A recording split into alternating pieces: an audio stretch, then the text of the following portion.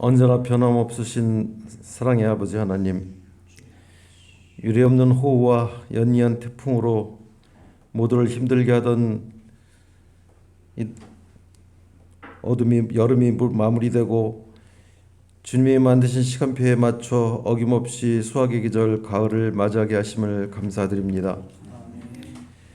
우리네 삶은 코로나의 이상기후로 너무나도 힘든 상황 가운데 러시아의 막무가내로 일으킨 전쟁 때문에 전 세계가 더더욱 어려움을 겪고 있습니다. 이러한 일련의 사태들이 아직도 버리지 못한 선악과의 원죄로부터 비롯된 것으로서 인간의 끝없는 탐욕과 헛된 야망을 용서하여 주시고 주님의 뜻을 따라 살아가는 인류가 될 수 있도록 인도하여 주옵소서. 공의로우시고 사랑이 풍성하신 여호와 하나님, 주님의 권능으로 러시아의 횡포를 이제 그만 멈추게 하여 주시고 힘들어하는 모든 이들이 고통에서 벗어날 수 있게 이 지구촌의 고통을 속히 끝내도록 도와주시기를 간절히 기도합니다. 어쩌면 주님이 심판하시기 전에 우리 스스로 오만과 방자한 행태로 인해 자멸의 길을 가고 있지는 않은지 돌아보게 하시고 주님의 뜻을 헤아려 거스르지 않는 삶이 되도록 지구촌 모든 국가의 지도자들을 비롯한 위정자들과 세상을 이끌어가는 위치에 있는 사회 각계각층의 지도층 인사들에게 지혜와 명철을 허락하셔서 자기들만의 유익을 구하기 위하여 힘없고 어려운 민초들을 벼랑으로 몰아 위태하게 하며 혼돈과 무질서로 잘못된 세상을 만들고 있는 어리석음을 멈추게 하여 주시고 땀 흘려 성실하게 살며 소소한 행복에 감사하며 사는 보통 사람들이 참 평안을 누리게 하여 주옵소서.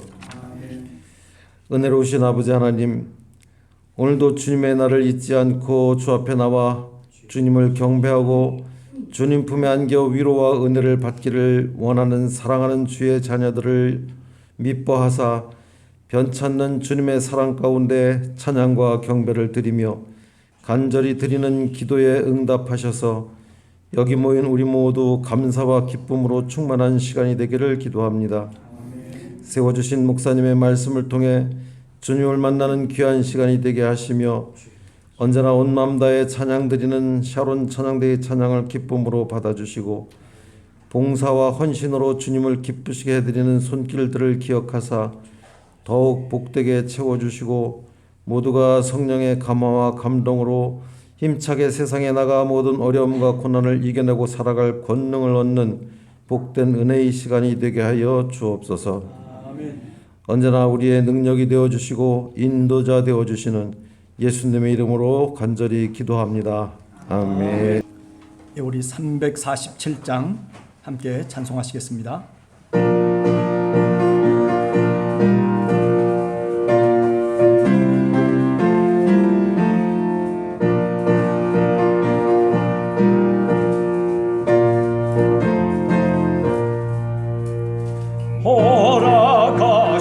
새 땅에 들어가려면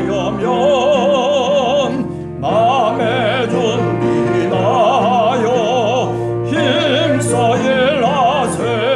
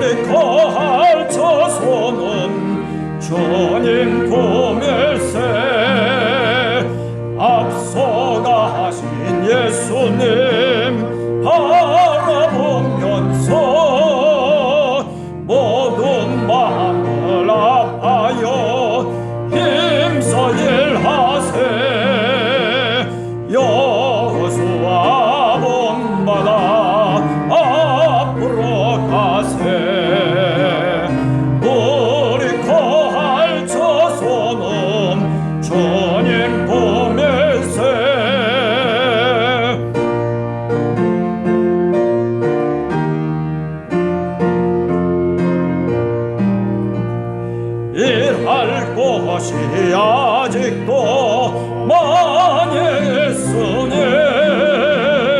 담대하게 나가서 힘써 일하세. 여호수아 본받아 앞으로 가세. 우리 거할 자손은 주님 품일세.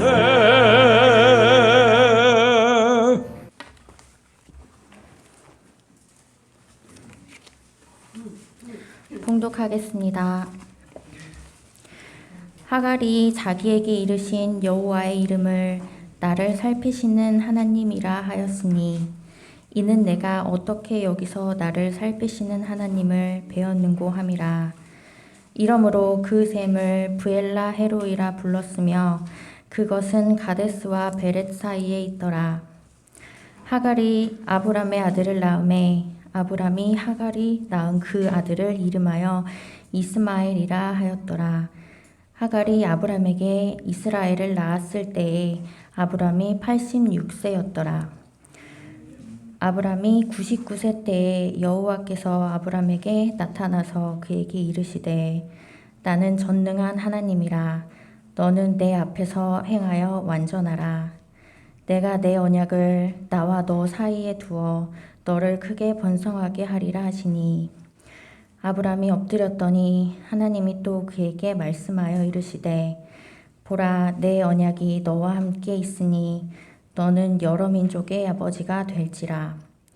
이제 후로는 내 이름을 아브람이라 하지 아니하고 아브라함이라 하리니 이는 내가 너를 여러 민족의 아버지가 되게 함이니라. 내가 너로 심히 번성하게 하리니 내가 내게서 민족들이 나게 하며 왕들이 내게로부터 나오리라. 내가 내 언약을 나와 너 및 내 대대 후손 사이에 세워서 영원한 언약을 삼고 너와 내 후손의 하나님이 되리라. 아멘.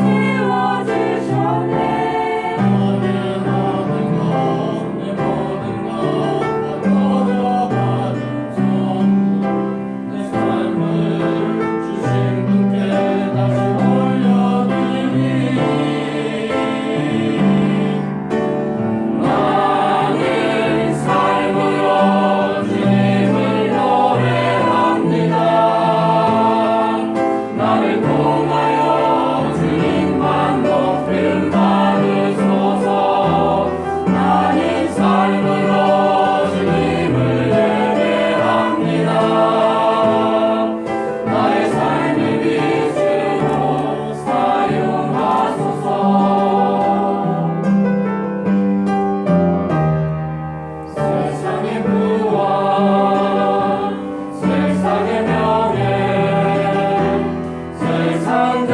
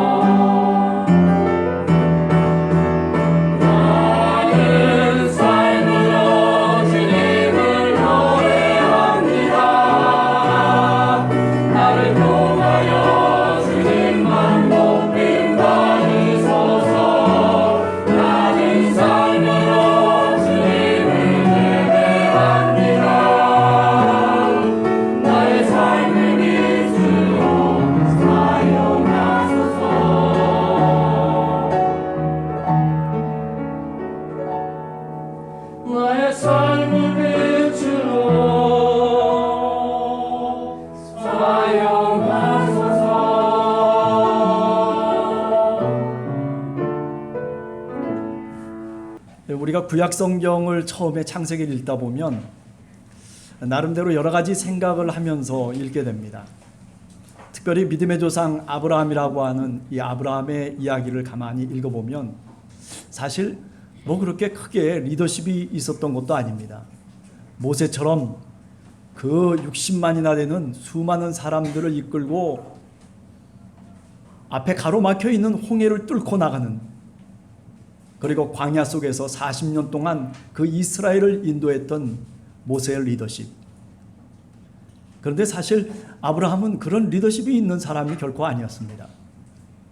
그저 애굽에 잠깐 내려가서도 어찌할 바를 몰라서 그래서 자신의 아내인 사라를 바로에게 맡기기도 하고, 또 뭐 여러 가지 우여곡절을 겪으면서 그렇게 조그마한 가정임에도 불구하고 그것을 그렇게 제대로 이끌지 못했던 그런 가장으로서의 아브라함의 모습을 우리가 다시 한번 보게 됩니다.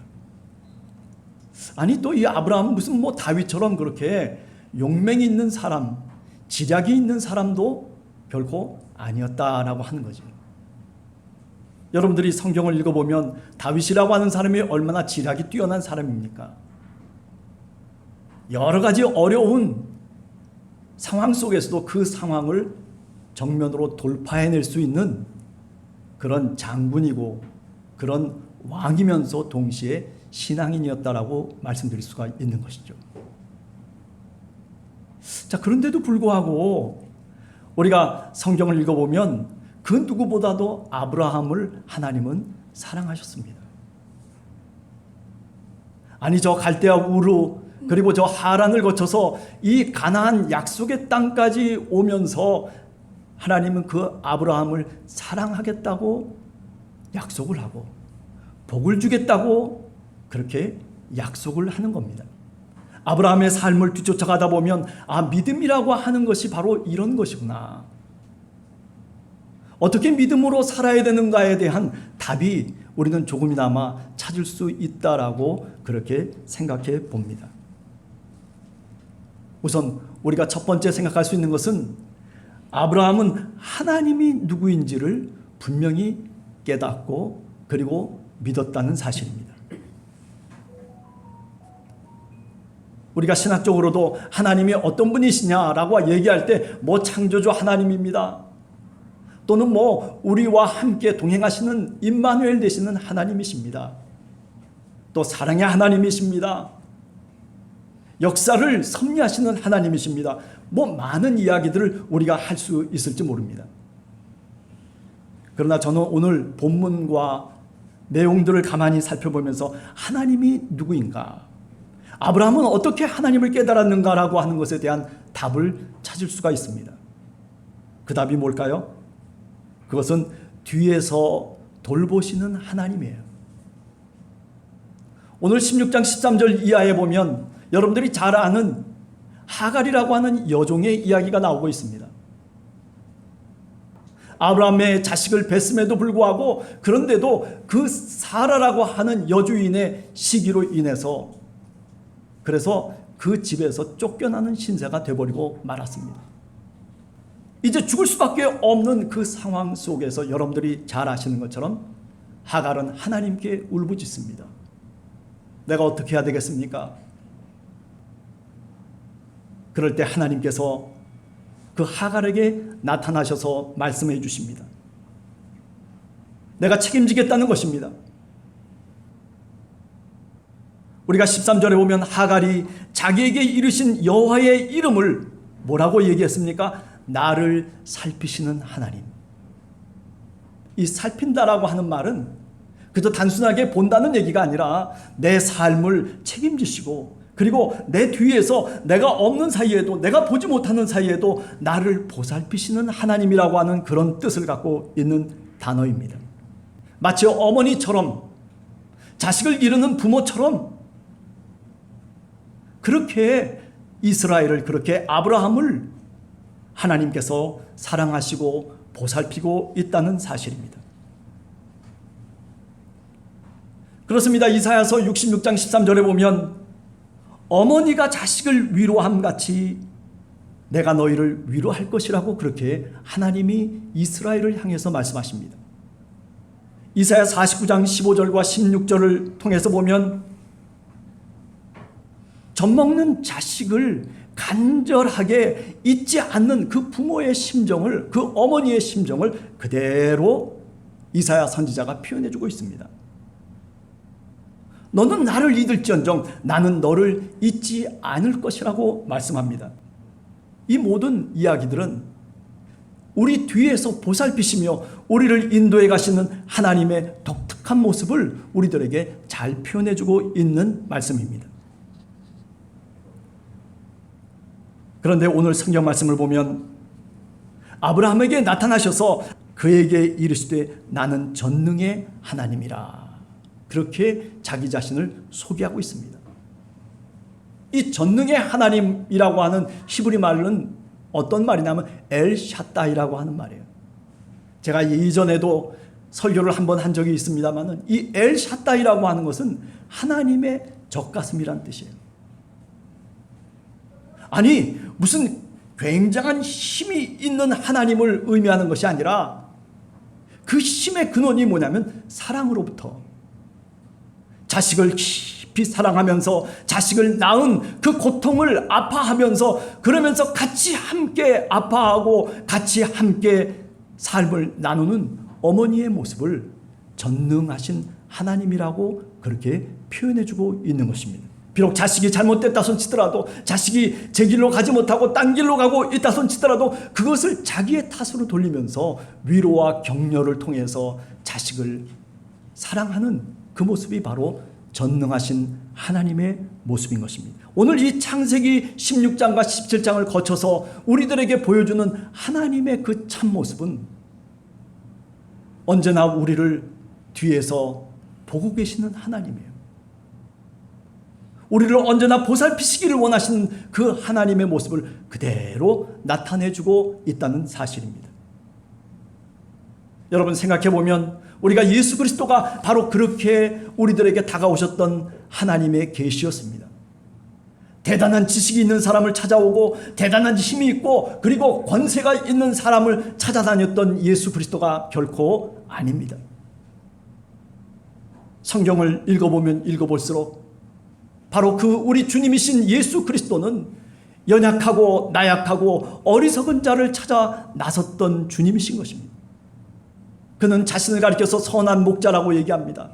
양 한 마리가 그 어느 무엇보다도 중요하고 그것 때문에 자신의 생명까지, 자신의 목숨까지 내주겠다고 그렇게 다짐했던 바로 그 하나님이 누구십니까? 바로 예수 그리스도 우리의 주님이십니다. 우리를 살펴주시며 우리를 보살피시는 주님이십니다. 제자들이 십자가의 길에서 다 도망치고 해변가로 돌아가서 그 옛날 과거의 모습으로 다 돌아갔던 제자들.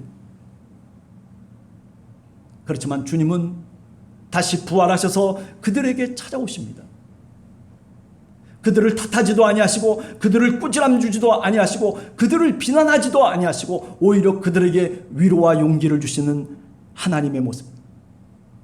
그것은 오늘 우리가 아브라함을 통해서 만나는 바로 보살피시고 우리를 살펴보시는 하나님의 모습입니다.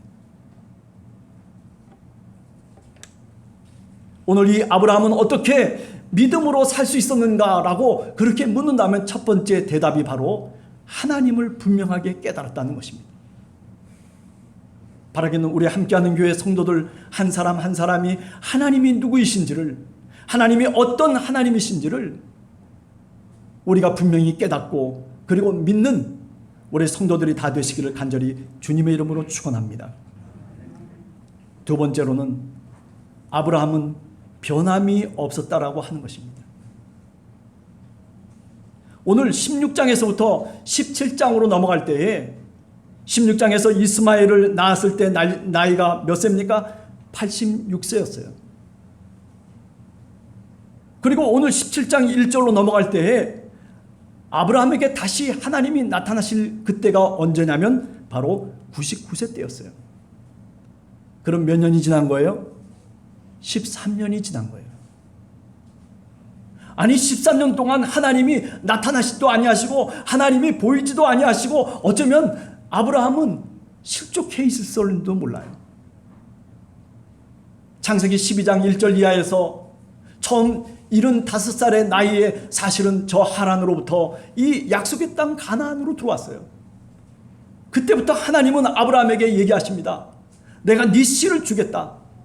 네 씨를 통해서 내가 번성토록 하겠다라고 그렇게 언약을 주셨습니다. 그러나 언제쯤 그 뜻이 이루어집니까? 아브라함은 실수를 저지르기 시작합니다. 어떤 실수입니까? 우선 첫 번째로 하갈에게 들어가서 그래서 씨를 낳게 됩니다. 이스마엘을 낳게 됩니다. 그리고 이스마엘을 낳았을 때가 나이가 86세였다라고 얘기하고 있습니다. 나로 하여금 뭔가 소망을 가질 수 있도록 하나님이 조치를 취하셔야 마땅한 것 아니겠어요? 그런데 그렇지 않았어요. 오늘 성경을 보면 14년 동안 어떤 일이 있었는지 성경에는 기록되어 있지 않습니다. 하나님의 약속을 믿고 기다릴 수 있었을까? 그런데 놀라운 것은 아브라함은 기다릴 수 있었다는 거예요. 변함없이 하나님을 신뢰하고 있었다라고 하는 것입니다. 그가 흔들릴 수도 있을런지 모르지만은 그러나 하나님의 그 약속의 말씀, 하나님이 나와 함께하고 있다라고 하는 그 분명한 믿음만큼은 변함이 없었다라고 하는 것이죠. 그게 바로 17장 3절에 나오는 말씀입니다. 아브라함이 엎드렸다라고 얘기하고 있어요. 엎드렸다라고 하는 이 히브리 말은 내가 믿었다라는 말이에요. 하나님, 내가 지금까지 기다려온 그 하나님께서 오늘 이제 13년 만에 다시 나타나셔서 이제 내게 말씀해 주시니 주여 내가 그 말씀에 따르고 복종하겠습니다라고 하는 표현이 바로 아브라함이 엎드렸더니라고 하는 말 속에 들어가 있는 의미인 것입니다. 그래요. 생각해 보면 아브라함이 이 25년이라고 하는 이 어간에 사실 여러 가지 많은 사건을 접하기도 했습니다. 여러분들 잘 아시는 것처럼 12장에 보면 어떻습니까? 바로에게 자신의 아내인 사라를 넘겨줍니다. 그러나 하나님은 하나님의 계획이 있으셨어요. 그래서 바로의 집에 여러 가지 어려운 일이 있게 하고 그리고 바로가 깨닫습니다. 아, 이게 바로 아브라함 때문이다. 그래서 사라를 다시 돌려주면서 그러면서 많은 예물을 그에게 많은 소유를 딸려 보내게 됩니다. 자, 그런가 하면 12장에서 뿐만 아니라 20장에 들어가게 되면 그랄 왕의 얘기가 나옵니다. 아비멜렉이라고 하는 왕이 역시 또 사라를 자신의 아내로 취하려고 합니다. 저 애굽에서 실수를 범했었는데 그런데 아브라함이 똑같은 실수를 다시 범하게 됩니다. 혹시 내가 죽을까 봐, 혹시 내가 떠돌이 인생이 이제 깨딱하면 목숨이 위태로워질까 봐, 그래서 어떻게 합니까? 그래서 그 사라를 다시 아비멜렉에게 주게 됩니다. 자, 여러분, 아브라함은 이렇게 우리와 동일한 사람이었어요. 그러나 한 가지 분명한 것은 그럼에도 불구하고 하나님이 나를 이끌어 주시고 하나님의 말씀이 그것이 내 약속이고 하나님을 믿는 그 믿음만큼은 변함이 없었다라고 하는 것이죠. 그래서 21장에 들어서게 되면 이삭을 낳게 되는 것입니다. 우리가 실수도 하고 우리가 믿음의 삶을 살아가면서 어떤 때는 참으로 불신과 잘못된 실수 속에서 우리들이 되풀이할 때도 많은 사람들입니다. 믿음의 뿌리라고 하는 것은 기다림으로부터 출발하는 겁니다. 만약에 오늘 내가 기도해서 내일 그 기도가 이루어지면 그 속에는 기다림이 없어요. 그 속에는 소망이 없어요. 무엇을 갖고 소망하는 겁니까? 이루어지지 않은 그것 때문에 오늘도 내가 소망하면서 기다리면서 하나님께 간구하고 하나님께 기도하는 것입니다. 아직도 기도가 응답되지 않았다면 내 마음속에 아직도 하나님을 향한 소망이 살아있는 것입니다. 아브라함은 이렇게 기다림과 그리고 변함없는 마음을 갖고 그리고 믿음의 삶을 살았다는 것입니다. 우리 함께하는 교회 성도들 한 사람 한 사람 그렇습니다. 이렇게 아브라함처럼 믿음으로 살기를 간절히 원합니다. 변함없이 흔들림 없이 그저 하나님을 소망으로 삼고 그리고 하나님의 음성이 들렸을 때 그때 내가 무릎을 꿇고 하나님의 음성에 복종할 수 있는 그런 믿음의 사람, 그럼 신앙인이 될 수 있는 우리 함께하는 교회 성도들 모두가 되기를 간절히 주님의 이름으로 축원합니다. 세 번째는 하나님께서 이 아브라함을 새롭게 부르시고 계세요. 12장에서 야 본토 친척 아비의 집을 떠나서 그래서 내가 너에게 지시한 땅으로 가라. 그래요. 그래서 아브라함을 불러냈어요. 그게 첫 번째 하나님의 부르심이에요. 오늘 이 17장은 두 번째의 부르심입니다. 어떤 부르심입니까? 이제는 네 이름으로 살지 말고 내가 너에게 주는 이름으로 살으라는 거예요. 그래서 그의 이름을 바꿔주십니다. 아브라함이라고 하는 그 이름을 다시 아브라함으로 바꿉니다. 아브라함이라고 하는 것은 단지 큰 아버지라는 뜻이에요. 강한 자라는 뜻이에요. 그러나 아브라함이라고 하는 것은 열방을 향한 열방의 아버지라는 뜻이에요. 여러 민족의 아버지라는 뜻이에요. 지금까지 네가 그 가정이라고 하는 그 울타리 속에서 혈육이라고 하는 그 울타리 속에서 네가 살아왔지만은 그러나 이제 내가 너에게 다시 사명을 주고 내가 너를 다시 부르겠다는 거예요. 어떻게? 세상을 향해서. 이제 열려진 세계를 향해서 이제 다시 눈을 뜨고 그리고 그 세계를 향해서 믿음의 조상으로 나가라는 것이죠. 혈통의 아버지가 아니에요. 이제 가족의 아버지가 아니라 이제 그 울타리를 벗어나서 그래서 세상을 향해서 하나님의 말씀을 이야기하고 전파하고 하나님의 믿음을 증거할 수 있는 그런 증인으로 나가기를 원했던 것이죠. 그것이 하나님이 아브라함을 부르신 목적입니다. 이제 아브라함과 사라라고 하는 이 사람들이 이름을 하나님이 지어주시는 이름으로 다시 갖고 새롭게 그 부르심 앞에서 살아갈 수 있도록 하나님께서 그들을 불러내시고 그들에게 다시 약속을 주시고 계시는 것입니다. 이제는 육체의 혈통을 따라서 사는 것이 아니라 이제 믿음의 혈통을 따라서 살아가라는 것이죠.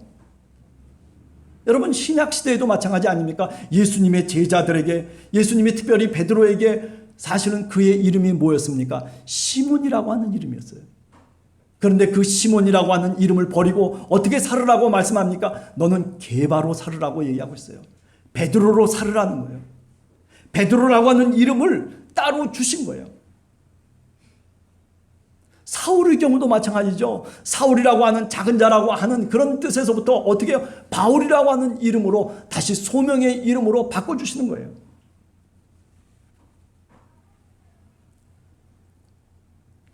여러분과 저는 이제 하나님으로부터 새로운 이름을 받은 사람들이에요. 어떤 이름을 받았습니까? 우리가 잘 알듯이 요한복음 1장 12절에 보면 영접하는 자, 곧 그 이름을 믿는 자들에게는 하나님의 자녀가 되는 권세를 주셨다고 얘기하고 있어요. 나는 하나님의 자녀인 것이에요. 나 이경재라고 하는 사람 또는 나 누구라고 하는 사람으로 내가 살아가는 것이 아니라 이제부터는 하나님의 자녀로 살아간다는 거예요. 그래서 어떻습니까? 우리가 잘 알듯이 예수 그리스도도 마귀에게 시험을 받으실 때 마귀가 뭐라고 얘기합니까? 네가 만약에 하나님의 자녀라면 돌을 떡으로 되게 해봐라. 네가 만약에 하나님의 자녀라면 저 성전 꼭대기에 올라가서 뛰어내려봐라. 하나님의 자녀. 사도 바울은 뭐라고 얘기합니까? 우리가 다 그렇기 때문에 하나님을 아버지라고 그렇게 오늘 또 부른다라고 사도 바울은 말씀하고 있는 것입니다. 내가 혈통적으로 나는 아브라함의 자손이다, 나는 누구의 자손이다 라고 하는 게 중요한 것이 아니라 하나님의 말씀을 맡아서 그래서 열방을 향해서 이방 세계를 향해서 지금의 울타리를 넘어서서 아브라함을 하나님이 부르신 것처럼 우리 모두를 하나님께서 오늘 또 부르셨다는 사실입니다. 그저 나만을 위해서 살아가던 신앙인이 아니라 이제는 누군가를 위해서 살아갈 수 있는, 이웃을 위해서 살아갈 수 있는 그런 사람으로 다시 사명을 주시고 계신 장면이 바로 오늘 이 17장의 장면인 것입니다. 여러분들이 하나님의 자녀라면, 우리가 하나님의 자녀라면 우리는 어떻게 믿음으로 살아야 될까요? 거기에 대한 답은 너무나도 명확한 것입니다. 하나님이 주신 이름으로 살으라는 것입니다. 이제부터는 내 이름으로만 살고, 아니 아버지로부터 받았던 그 이름으로, 사람이 내게 혈통적으로 주었던 그 이름으로 살 것이 아니라 하나님이 내게 주신 이름, 하나님의 자녀라고 하는 그 이름으로 살으라는 것이에요. 그래야 하나님 앞에 가서 떳떳하게 하나님을 볼 수 있을 것 아닙니까? 내가 죽고 난 다음에 하나님 앞에 갔습니다. 그런데 너 누구 이름으로 살았느냐? 너 하나님의 자녀로 살았느냐? 아니면 이경재라고 하는 이름으로 살았냐고 물어볼 때 나 이경재라는 이름으로 살았습니다 라고 대답한다면 그것이 얼마나 창피한 일이겠습니까? 나는 하나님의 자녀로 살았습니다. 여러분, 한 사람 한 사람이, 우리 함께하는 교회 성도들 한 분 한 분이 하나님의 자녀라고 하는 그 이름으로 세상을 향해서 일평생 남은 생애를 살아갈 수 있는 그런 여러분과 제가 되기를 간절히 주님의 이름으로 축원합니다. 그렇습니다. 어떻게 해야 믿음으로 살아갈 수 있을까? 그래요. 이 질문은, 이것은 단순히 나 자신만의 질문이 아니라 우리 모두의 질문이고 믿음으로 살려고 하는 사람들의 질문입니다. 오늘 아브라함의 이야기를 통해서 우리가 어떤 정답을 찾을 수는 없습니다. 그러나 우리가 그 답들 중에 한두 가지를 우리가 분명히 깨달아 알아야 됩니다. 이제는 내 혈통으로만, 내 힘으로만 살 것이 아니라 하나님이 나를 부르시고 하나님이 내게 은혜를 주신 그 은혜로 살아가는 여러분과 제가 되기를 간절히 축원합니다. 믿음이라고 하는 것은 그렇습니다. 기다릴 줄 아는 그 자리에 믿음이라고 하는 것이 있는 것입니다. 변함없이 그저 많은 사람들이, 아니 우리들이 살아가는 세상 속에 만나는 많은 사람들이 그저 쉼없이 변하고 어제와 오늘이 다른 그런 모습 속에서 살아간다 손 치더라도 그래도 한 가지 변함없이 살아갈 수 있는 뭔가를 붙잡고 믿음으로 사는 사람들, 그 사람들이 교회를 이루고 그 사람들이 그리스도의 몸을 이루고 그런 사람들이 오늘 성경에 얘기하는 것처럼 너는 내 앞에서 행하여 완전하라라고 하신 그 하나님의 말씀을 따라서 살아가는 사람들인 것입니다. 한 주간을 사시면서 믿음으로 주님 앞에 살아가시는 여러분과 제가 되기를 간절히 주님의 이름으로